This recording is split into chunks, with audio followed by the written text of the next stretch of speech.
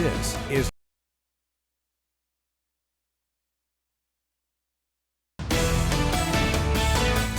is Local 3 News at 4.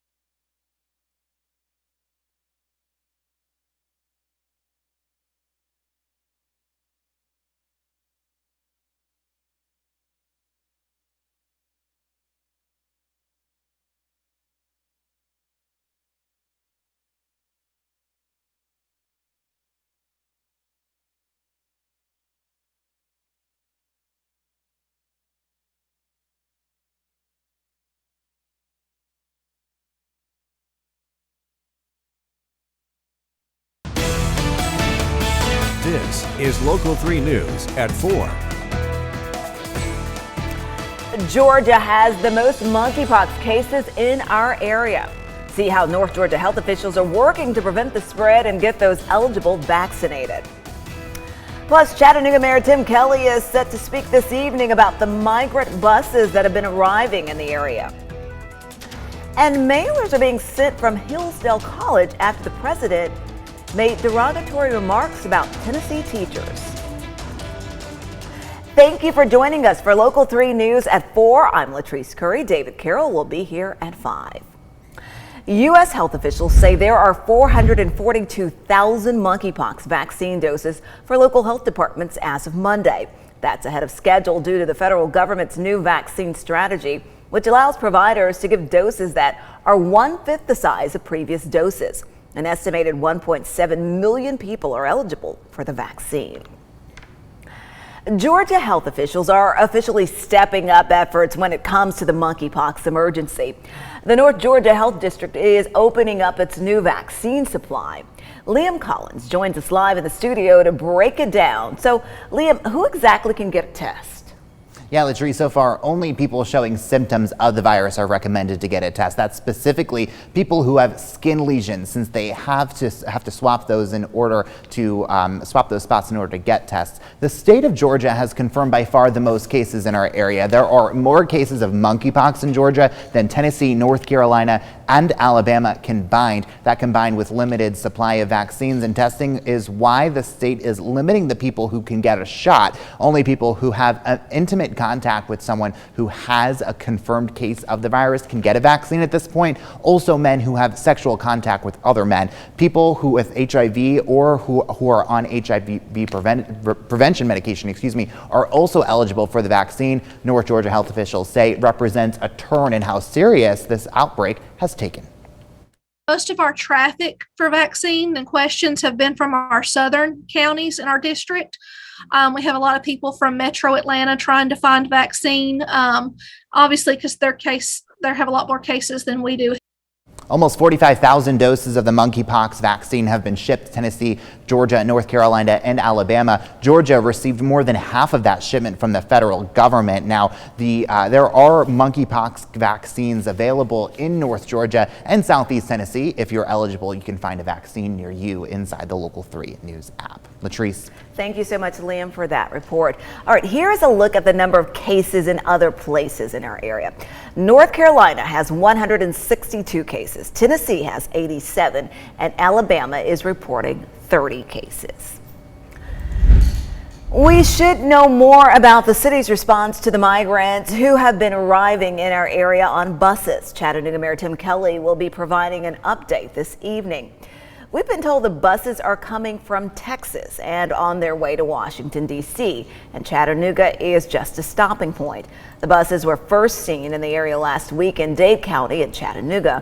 Mayor Kelly is expected to speak this evening at 5:30. We'll have updates for you on air and online. The Democratic candidate running for governor in Tennessee is saying that Hillsdale College is sending mailers to people in light of the president's recent comments bashing teachers. President Larry Arnn said, quote, "If you work in a college, you'll know this, but they are the dumbest part of every college," when referring to the education departments. Democratic candidate Dr. Jason Martin says the mailers are being used to share that people don't understand Arnn's use of the word dumb. Well, Dr. Martin goes on to say, quote, "Instead of apologizing for his wrong and disrespectful remarks about our teachers, he is reinforcing his position that our teachers went to the dumbest parts of the dumbest colleges and trying to say that we aren't understanding his use of the word dumb." Now, Dr. Martin also attacked Governor Bill Lee, saying he let Larry Arnn attack our public education system, and we have reached out to Governor Lee for a statement, and we have not heard from him. We'll let you know when we do.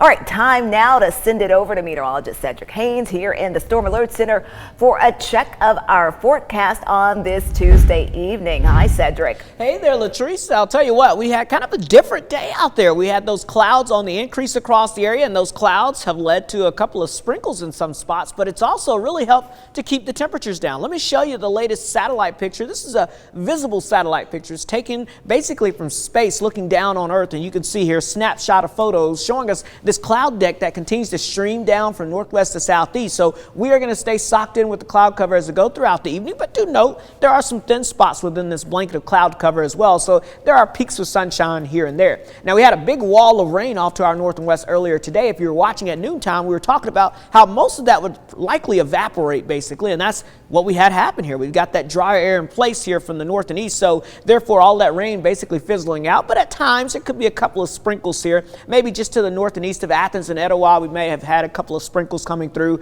Again, this is, if any of this is actually hitting the ground, it's very light, but you can see most of the activity out to the north and west is basically dissipated. So as we go throughout this evening, again, a couple of sprinkles or a spotty shower will be possible. We will stick with the cloud cover out there across the area as well, but overall, I'm not expecting a ton of rainfall as we go into tonight, and then heading into tomorrow, we'll be watching for more clouds to stick around and maybe even a chance of more rainfall moving in. But let's talk about those temperatures, because most of us, thanks to the clouds, are still in the upper 70s to lower 80s. That's about as warm as we've gotten today. In fact, it's still 73 in Altamont. Wow. Some cool air in place. This evening, we'll stay fairly cool, upper 70s to low 80s, slowly falling through the 70s. But notice we're going to stick with a lot of cloud cover and just a very slight chance of an isolated shower or a sprinkle across the area. Coming up in just a few moments, Latrice, we're going to talk more about the potential of rain for the rest of the week. And we've got to take a look at those temperatures, because I think many of us will like what we've got in the temperature forecast. All right, thank you, Cedric. We'll look for that. Well, Chattanooga police responded to a suspect who barricaded himself in an apartment last night. Just before 7, police were told shots were fired at an apartment on Mountain Creek Road. Once they got there, a neighbor told them a man was inside the apartment with a gun. SWAT and hostage negotiation team supervisors were also called to the scene. The man was taken into custody and no one was hurt. An arrest has been made in connection to a homicide on Sunbeam Avenue. The Hamilton County Sheriff's Office says they received a call from a neighbor because a woman was dead. When they arrived, the victim was found in a bed. Jose Rios Ramirez told deputies he had been drinking with the victim and after an argument strangled her from behind. He says he then slept next to her and the next morning woke up and alerted a neighbor that she was dead. Ramirez is being charged with criminal homicide. A man's body was found last night in Parksville Lake in Polk County after the TWRA received reports of an empty boat just going in circles. Crews searched the area where a ski boat was found. Billy Calhoun's body was recovered from 36 feet of water. Officers say he had gone boating by himself and was not wearing a life jacket or a kill switch. Coming up next on Local 3 News at 4. We may learn more about the warrants to search former President Trump's home when a judge will decide.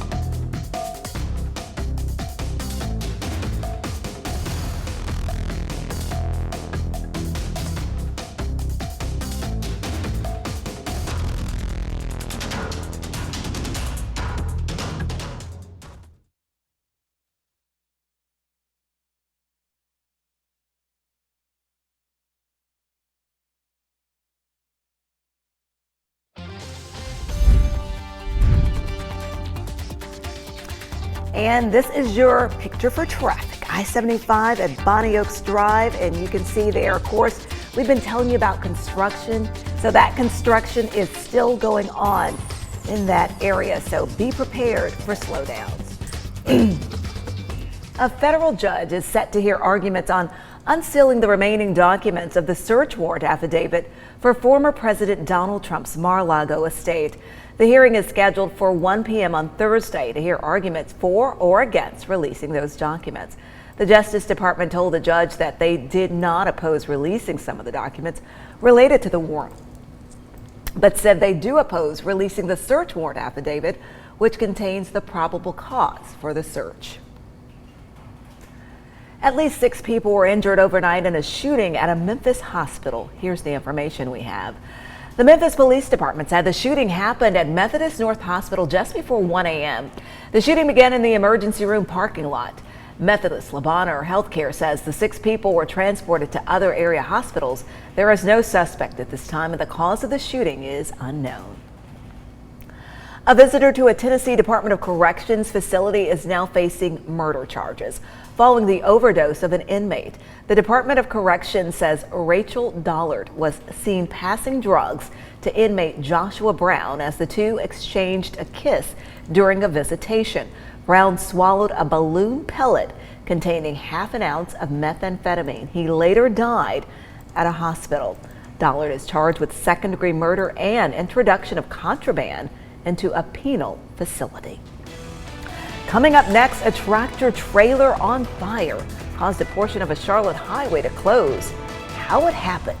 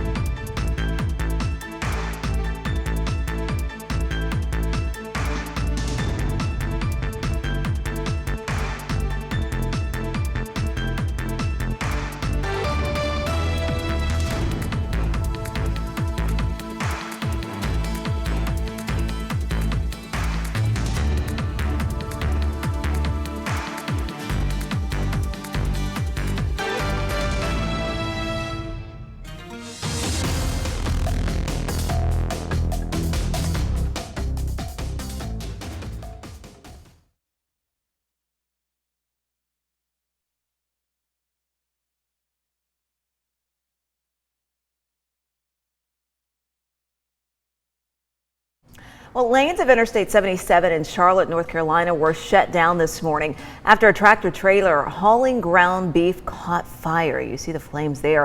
Officials say the tractor trailer went up in flames after crashing into a concrete barricade. The driver was rushed to the hospital with life-threatening injuries.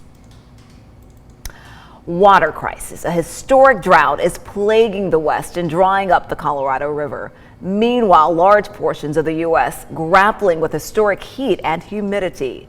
Isabel Rosales has more. Millions of Americans bracing for painful water cuts. If we don't get water, how can we keep going? A mega drought draining rivers and lakes throughout the Southwest. Lake Mead, the nation's largest reservoir, at its lowest water level on record. The drought threatening hydropower at the Hoover Dam, now approaching its lowest point to be able to produce power. Upstream at Lake Powell, water levels just 44 feet away from stopping hydropower generation. Crops are dying, the desert is drying. This goes all across the Southwest. And for the first time ever, the U.S. Bureau of Reclamation announcing a Tier 2 water shortage for the Colorado River starting in January. It's killing us. You're at nature's mercy. It's raising alarms in several states, looking to cut up to 25% of the river water usage at the Bureau's request for now. I drive around and I look at empty canals. Literally, I burst into tears over it a couple of times because I'm thinking, it's just such a hopeless situation. Across the West and South, 40 million Americans are under heat alerts this week. And if it's hot now, scientists warn it could get even worse in the next 30 years. More than 100 million Americans could face a heat index above 125 degrees during the hottest days of the year, according to climate research nonprofit First Street Foundation. Their study found an extreme heat belt would stretch from Texas to the Great Lakes. I'm Isabel Rosales reporting. Time now to send it over to meteorologist Cedric Haynes here in the Storm Alert Center. And Cedric, when you look at that condition, you talk about the drought, the heat. You know, thankfully, we've gotten a lot of rain, so our drought situation, not quite what they're facing out there. No, not at all. Things have really improved across most of the southeast. In fact, you can see if you look at the eastern half of the country, we've lost a lot of the yellows and oranges and reds that we had out there just about 2-3 weeks ago. You can definitely see, though, as our friends in Texas, Oklahoma, and then heading back out towards the west, they have really been into the drought conditions. In fact, we've got a lot of areas here with extreme drought conditions. But again, for us locally, things have really improved across the Tennessee Valley. We barely got areas of abnormally dry conditions, and in fact, only portions of Jackson County here in Alabama under that situation there. So for most of us, we're definitely enjoying the benefits of more rain and also that potential of some more slightly cooler temperatures. And I think we're going to see more of that pattern in the coming days. Outside right now, no real rainfall showing up, but we have lots of clouds. We'll call it filtered sunshine because there are some rays of sun sneaking through from time to time.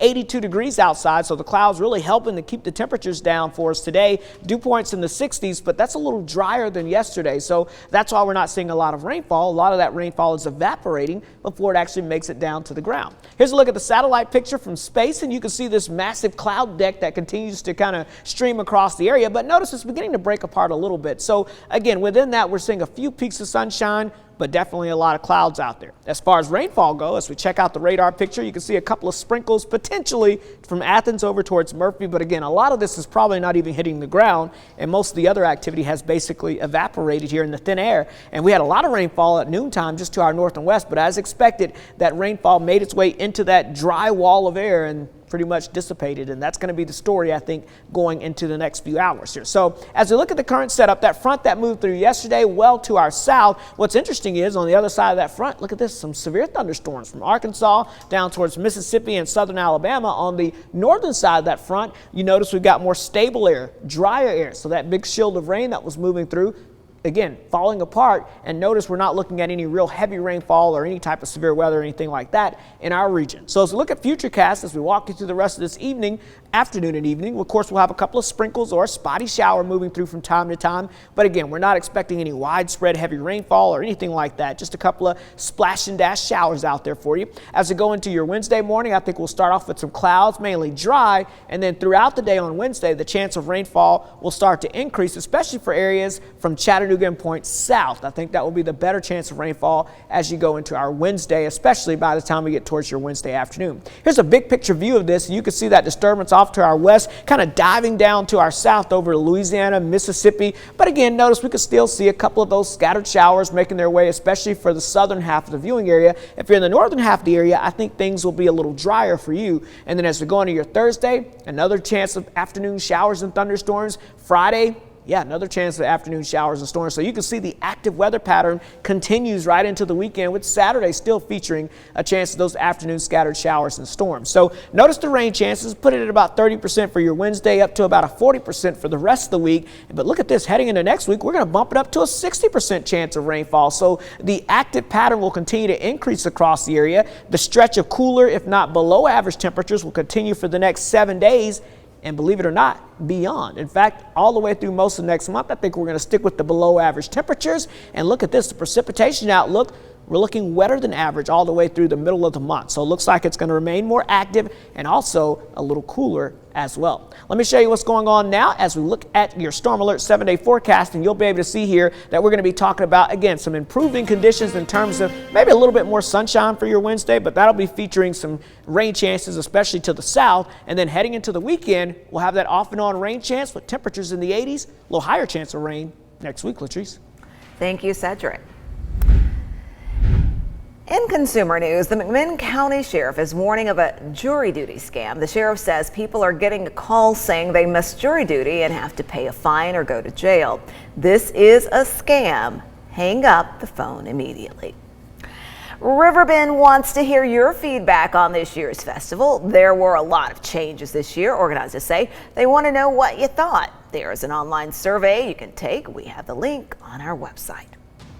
Coming up next on Local 3 News at 4, sexual abuse allegations involving Tennessee pastors in the Southern Baptist Convention have sparked an investigation by the Department of Justice.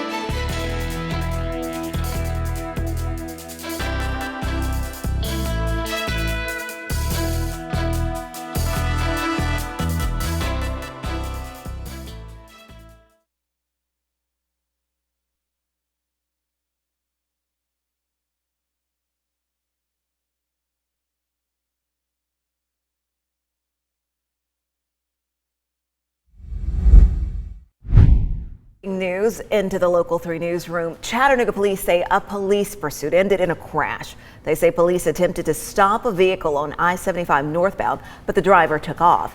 The driver eventually wrecked and everyone inside the vehicle ran away from the scene. 2 people were arrested, Ernest Campbell and Alfred Woodley. Now, juvenile was taken to the hospital and is expected to be okay. Again, this breaking news happened on a police pursuit, ended in a crash on I-75. Well, the U.S. Department of Justice is investigating sexual abuse allegations within the Southern Baptist Convention. The SBC said they received a letter from the DOJ and will fully cooperate with the investigation. Danielle Jackson has more. The The U.S. Department of Justice is taking a closer look at sexual abuse allegations within the Southern Baptist Convention. The SBC told me they received a letter from the DOJ and they will fully cooperate with the investigation. The SBC, including the executive committee, seminary presidents, and heads of missionary organizations, released this statement saying, quote, "While we continue to grieve and lament past mistakes related to sexual abuse, current leaders across the SBC have demonstrated a firm conviction to address those issues of the past and are implementing measures to ensure they are never repeated in the future. The fact that the SBC committee recently completed a fully transparent investigation is evidence of this comment," end quote. In May, the SBC released its own report of hundreds of pastors or church leaders tied to sexual abuse allegations, some of which were from Middle Tennessee. In a recent interview just 2 days ago, I spoke with Bart Barber, the Southern Baptist Convention newly elected president. He didn't shy away from the SBC trying to right the wrongs of the past sexual abuse allegations. That does not represent the teachings of Jesus, the way that they were treated, does not represent the feelings of Southern Baptists, because when our messengers came to vote, they voted overwhelmingly to do the right thing by survivors of sexual abuse and to respond in a way that's more reflective of the teachings of Christ. In fact, Barber shared with me the most recent initiatives the SBC has put in place to prevent sexual abuse within their entities. They formed a multi-year task force made up of 9 people who will come up with recommendations. So they're going to be evaluating all of the information that came in the guidepost report, and I think probably every year for at least 2 years, maybe 3 or 4, they're going to be coming to the messengers who come from our local churches to our annual meeting, and they're going to be bringing recommendations that they've carefully researched, they've discussed with all of the stakeholders in the survivor community, and have also discussed with people in the Southern Baptist Convention to craft the very best recommendations that are adapted to our structure as a family of autonomous churches. 2 former pastors from Hickson and Soddy Daisy are on the list of abusers released by the Southern Baptist Convention. Gregory Dempsey, a former minister of music at Oak Street Baptist Church in Soddy Daisy, confessed to allegations of statutory rape and sexual battery involving a 16-year-old boy in 2003. Donald McCary, a former minister of music and youth at Central Baptist Church in Hickson, was sentenced to 72 years in prison for abusing 4 boys in 1989. Their ages range from 12 to 15. Coming up next, as the school year gets underway, more children are expected to report abuse. Signs you can look out for.